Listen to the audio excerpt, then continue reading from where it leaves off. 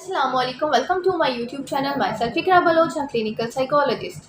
If you are new on my channel, then do subscribe and stay tuned with me for more informative videos. Today we will talk that what will you do when someone makes you angry? कि आपको ऐसी situation में क्या करना चाहिए जब सामने वाला आपको गुस्सा दिला रहा है। जब भी कोई इंसान आपको गुस्सा दिलाए या किसी की ऐसी बात जो आपको बहुत नागवार महसूस हो रही हो, बहुत बुरी लग रही हो, तो उस वक़्त आपने उन अल्फ़ाज़ पे फ़ोकस नहीं करना, बल्कि उन अल्फ़ाज़ के पीछे मफ़हूम क्या है, अल्फ़ाज़ के पीछे का मतलब क्या है, उन अल्फ़ाज़ के पीछे के रीज़न्स क्या हैं, उन पे फ़ोकस करना है, उनके बारे में सोचने की कोशिश करनी है।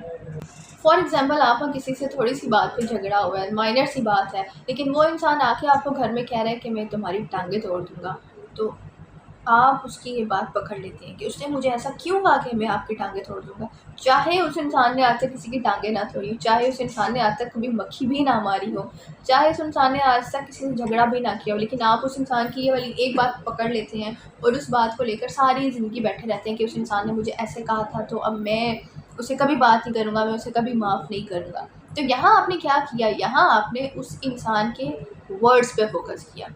उसने कहा क्यों, उसके कहने के पीछे रीज़न्स क्या थी, आपने उस पे फ़ोकस नहीं किया। तो यहाँ पे क्या होगा कि इससे आप अपना नुकसान भी करेंगे, आप अपनी इमोशनल हेल्थ को भी डिस्टर्ब करेंगे, आप सेकंड पर्सन के साथ भी रिलेशनशिप को ख़राब करेंगे।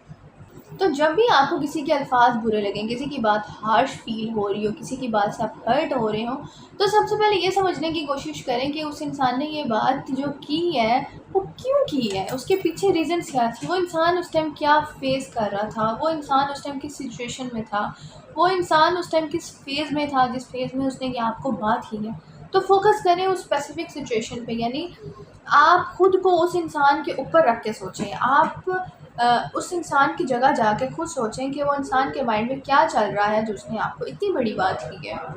आपको ये सोचना चाहिए कि उस इंसान को अपनी इमोशंस राइट वे में एक्सप्रेस करनी नहीं आती, इसलिए उसने इनएक्यूरेट वर्ड्स यूज़ किए, इसलिए उसने हार्श वर्ड्स यूज़ किए हैं, क्योंकि उसको नहीं पता कि वो अपनी अंदर की कैफ़ियत को किस तरह से बयान कर सके। और अगर आप खुद भी इमोशनली स्ट्रॉन्ग होना चाहते हैं तो इस चीज़ पे फ़ोकस करें कि क्यों एक इंसान वर्ड्स कैसे बोल रहा है, उसके पीछे की सिचुएशन क्या है। तो focus on the situation, not on the words. There is a key word कि जब भी कोई इंसान आपको एग्रेसिव लगे या एग्रेशन में आके आपसे बुरी तरह एक्ट करे, तो उसे पुरसकून तरीके से पूछें कि आपने मुझे ये जो बातें कही हैं, इनके पीछे की रीज़न्स क्या हैं, इन बातों का मतलब क्या है। क्यों? क्योंकि अगले इंसान ने जो आपको बात की है, जो इमोशंस उसने आपके सामने शो की है, उस चीज़ की ज़िम्मेदार वो खुद है, लेकिन आपने उस चीज़ को क्या समझा, आपने उसके एटीट्यूड से क्या परसीव किया, उस चीज़ के ज़िम्मेदार आप हैं। और अगर उस सामने वाले की बात से आप हर्ट हुए हैं, तो वो काम आप खुद भी ना करें जिससे आप हर्ट हुए हैं। लाइक अगर किसी ने आपको हार्शली कुछ कहा है, नेगेटिव वर्ड्स यूज़ किए हैं, तो इन रिटर्न आप भी उसके साथ नेगेटिव या हार्श वर्ड यूज़ ना करें, क्योंकि अगर आप हर्ट हुए हैं तो डेफ़िनेटली वो इंसान भी हर्ट होगा। तो सिर्फ़ और सिर्फ सिचुएशन पे फ़ोकस करें, अल्फ़ाज़ के मफ़हूम पे फ़ोकस करें, अल्फ़ाज़ पे कभी भी फ़ोकस ना करें।